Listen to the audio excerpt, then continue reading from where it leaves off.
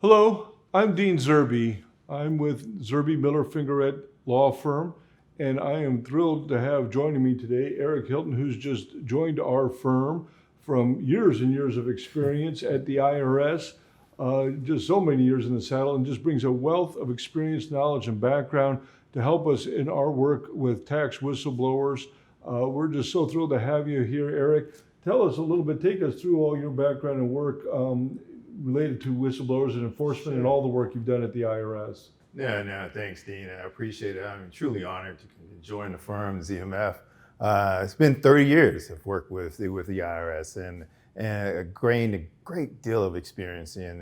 Spend most of my time with criminal investigation, and a lot of folks who are still probably say, "Well, does the IRS have a criminal investigation division?" I say, "Yes, we do, and it's full and strong and robust organization."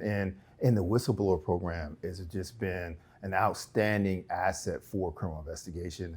Over the years, we've seen a number of whistleblowers, confidential informants come in and provide invaluable information to the organization. So for a number of years, obviously, I worked a number of high-profile investigations, and then moved on and was in charge about organized crime and drug enforcement. So got a lot of money laundering activity in there, and some whistleblowers that came in from that. And then also was in charge of our international operations for about 4 or 5 years. And that, just having that exposure, it was the right time. And, I give a lot of credit to you, Dean, as well, for just opening up the world as it relates to whistleblowers and, in the Birkensfield case and different things of that nature. It's been truly incredible. And so with that, really looked at a lot of the offshore activity that we've had in, as far as IRS criminal investigation, and the voluntary disclosure program, and so that has been a great asset for the organization. So many individuals who've come in and provided some great information for that. And then I moved on to be the deputy chief for criminal investigation, and then was appointed to the commissioner, small business self-employed, and brought in some of that same information and that drive to get whistleblower information to the service, not just from a criminal standpoint, from a civil standpoint, because there's so much there from a civil standpoint as well. Very, very interesting. And I know you just did magnificent work on the offshore, and you're right, the illegal accounts, the Swiss bank accounts, and accounts all over the country. I know, hats off to you and all the terrific work you and your team did over there. As you come over here, tell us, one of the things that whistleblowers are always asking is, what is the IRS interested in? What do they want to hear about? What are the things that ring the bell for the IRS in terms of a whistleblower coming in? What information?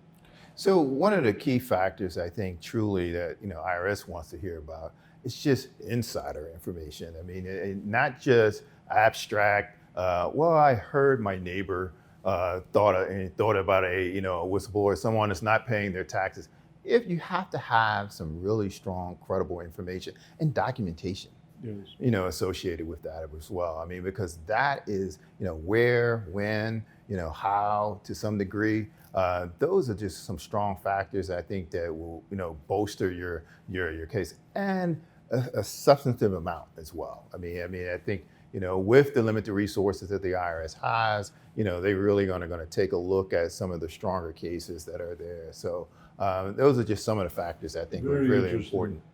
Tell me about one thing you and I have talked about is it's not maybe well appreciated or known, but actually money laundering, IRS does the money laundering, you know that far better than I do, but that is encompassed by the IRS whistleblower law, particularly in the amendments we had, it expanded it. So if you've got something, information about a money laundering case, that too could come into the whistleblower program at the IRS. But what is it on money laundering that you think particularly, again, gets the IRS waking up in the morning and that they'd be interested in hearing from whistleblowers about?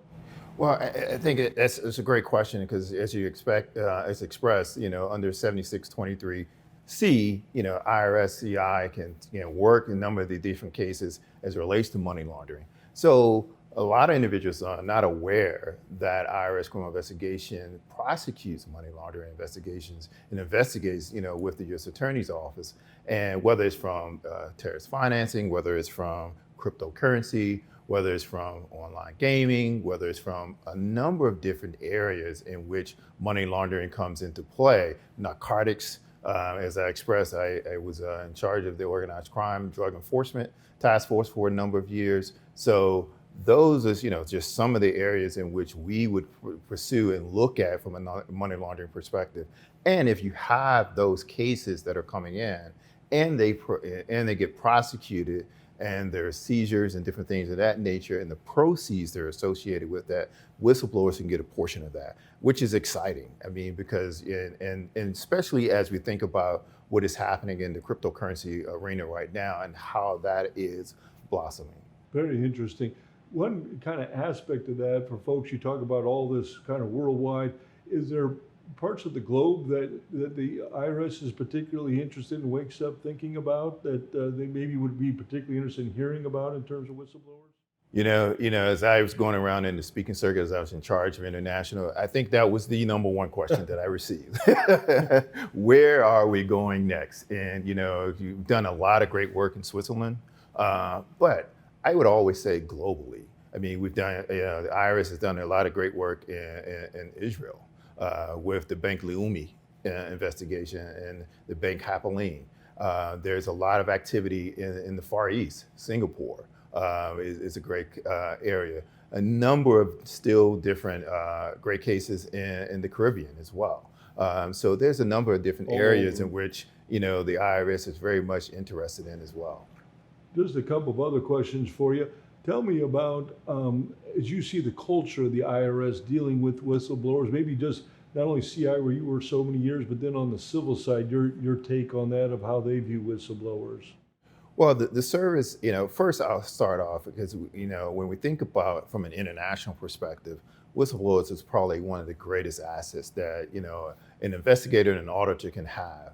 So the IRS truly values whistleblowers and think about it very similar to having an undercover operation in which, you have a tape of what's going on and you hear the video or different things of that nature.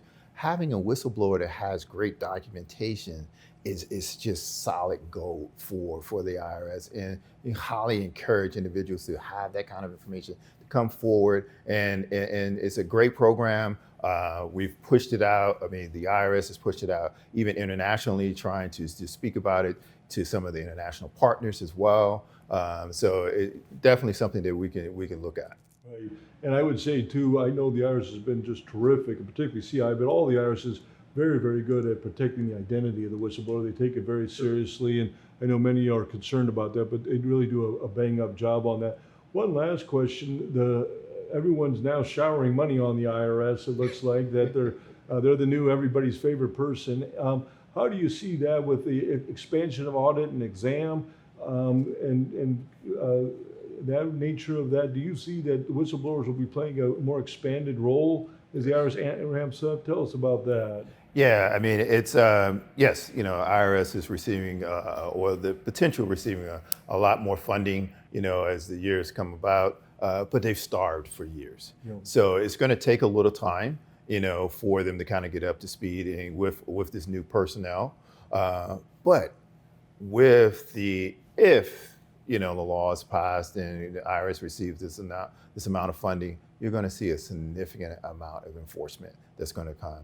I mean, even, I would say up to the 5,000 or 10,000 new employees that may come about. So it's going to be a significant ramp up. A lot of folks working. Well, Eric, I can't tell you again how thrilled we are to have you join us in ZMF and working with our whistleblower clients to make certain that they're providing good information. But as you told, get it in the right format, because that's the trick, is to get the IRS interested, to take a hard look, to give it a hard consideration, because a lot of folks file, but not only a handful get called, if you will. So this has been great. So great to have you on board with us, Eric. No, thanks a lot, Dean. Cheers. My pleasure. Thank you all.